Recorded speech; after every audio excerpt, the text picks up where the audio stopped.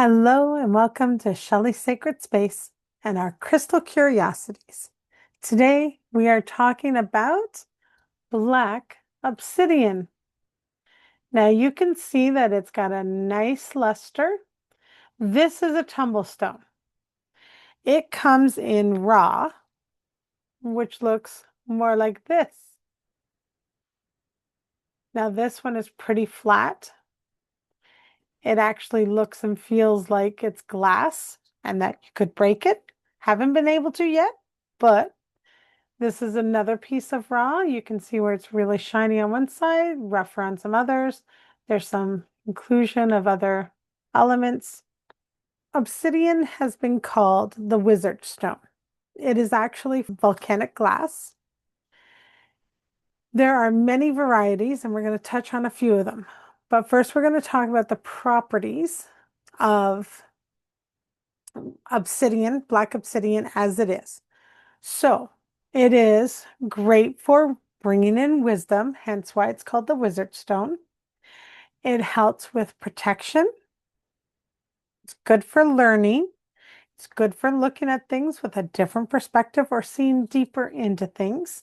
It helps with the subconscious. It helps with self-defeating belief patterns. It can integrate spirituality into the everyday life. It aids with access to our roots, ancestors, and past experiences. It helps to shield.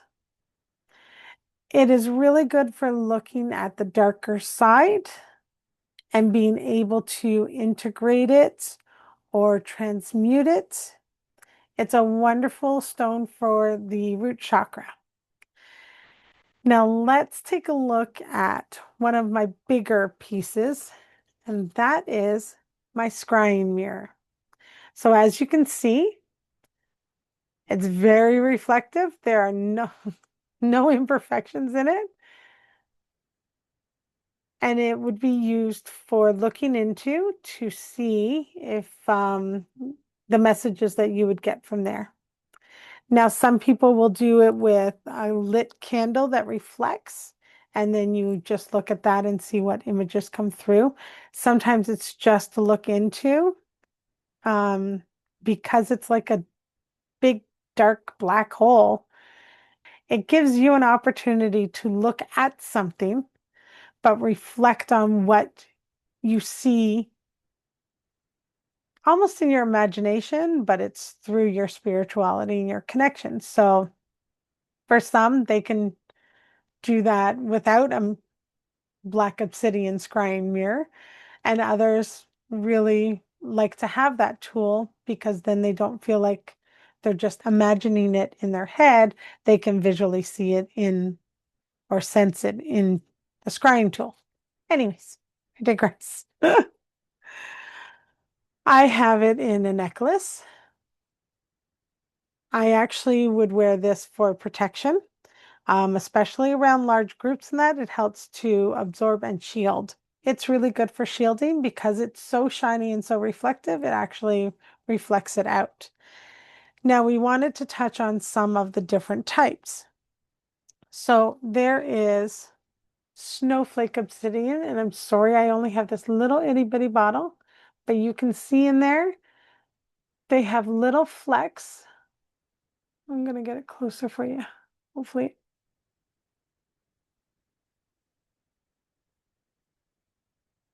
Little flecks of gray. Snowflake obsidian is really good for having that peace of mind. It helps with moving through loneliness because you can see the different snowflakes in there.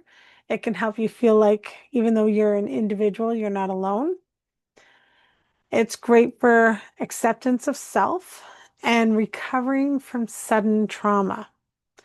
It also helps you to value the mistakes because, you know, each snowflake in the snowflake obsidian is a piece of ash from a volcanic explosion that ended up landing on there as it was cooling and therefore has been included in there. So you almost would think that that was a mistake, and yet it makes it a unique and beautiful piece. So that is one of them. Apache tear is another one. Now, Apache tear, you can see it looks a little bit shiny, but there's also some texture on there. You can see that. And there's little bits of white sometimes. Um, it's also one that it may look like it's very black, but when you shine a light, you do get a bit of a glow in there. It's great for helping to move forward. It's good for self-limiting beliefs.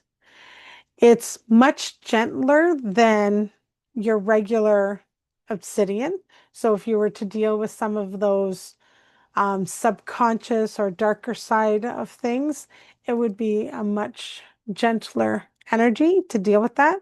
And it's also beneficial for grief. It literally represents those tears that you haven't been able to shed. Okay, now this is my favorite. I won't lie. It is called sheen. Now you can have gold sheen. I'm going to get this so that you can see it. Silver sheen, rainbow sheen, and okay, there it is. Do you see that silver in there? Um, I have a gold. I can't find it anywhere. I do have my silver one, so I'm going to show you those. It's really good for bringing in patience because when you search and you have to move it to find that light, that reflection, that helps to bring patience. For me, it brings that little bit of enjoyment because I find something that's shiny and sparkly. It helps you to bring about change because you have to look at it from the different angles. You sometimes can do that within your life once you're reflecting on black obsidian sheen. And it also aids with delays and having the patience for that. And it's a reminder that you can find the light or see the light in the darkness. Now, there is also purple obsidian, mahogany obsidian, green obsidian, rainbow obsidian. And I don't have any samples of those, but they all would bring in um, their own properties with that. So your green obsidian would bring in more of the heart chakra and dealing with trauma. Your mahogany would bring in more of the earth. And I actually do have a mahogany pendulum.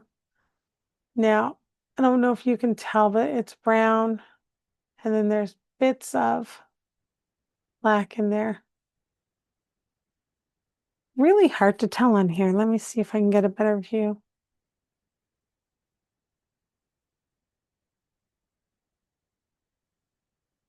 Anyway, so that's the only mahogany obsidian I have. Now, this is one of my faves. It is a moon and a sun, and it is in a silver sheen obsidian. And what's interesting is when I bought it, it actually had a chip out of the back. I don't know if you can see that. Let's get it. There you go. And it fits my thumb perfectly, but it also has this very edge. You can see right there. And I'm just like, I don't want to cut myself. So I don't usually move my thumb around it too much. Because it is volcanic glass, I really feel that it would be strong enough to cut. I've never tested it. We should though. Let's test it. Piece of paper. Hold on, let me use this edge. So not the prettiest, but it can cut. So definitely be careful, especially with your raw obsidian. When it's tumbled, it's not so bad. Now this is another silver sheen, if we can see it. See the patience it gives you? Oh, there we go. It's in there.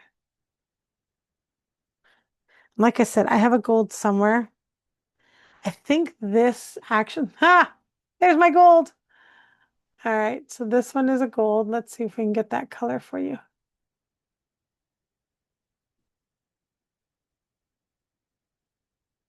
There it is, sort of. All right. And then I showed you my moon. This is my silver sheen obsidian owl. And you can tell on the back that it's definitely a silver sheen. There's a lot of silver in there, but on the front, it just looks silver. You can barely see the black. So I have one obsidian owl and two obsidian owls. So you will find obsidian. It's one of those crystals that can be etched. And then I have my black obsidian elephants, and I love this one because it's got a matte finish here and then the shine there. So it gives you a bit of both. One of my favorite pieces. And you'll find those in necklaces and that. Now it is a little bit heavier or on the heavy side, but if you've got a smaller piece like this, it's not that bad. Okay. But the heavier or the elephant style ones are quite heavy. And one last piece I want to show you. So this is my selenite wand, but it has an obsidian arrowhead. You will find obsidian arrowheads everywhere. Rutilated quartz and elite shungite, and then amethyst. This is my powerhouse. And my final piece is my obsidian tower with etches. Love this piece. I use this in my Reiki. Now, you can use obsidian as a protector in your pocket. You can use it for connecting spiritually in meditation.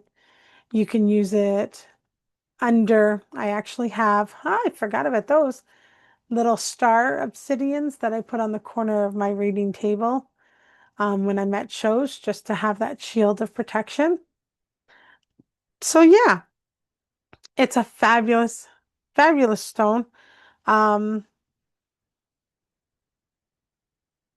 Caution, the one thing that I want to caution about is if you're going to use obsidian, you need to be aware that it can bring a lot of emotional stuff forward for you to clear out and get rid of to be able to move forward. So if you don't want to do that, don't use obsidian. Thank you so much for joining me for our crystal curiosities and our discussion on black obsidian. Until the next time, bye for now.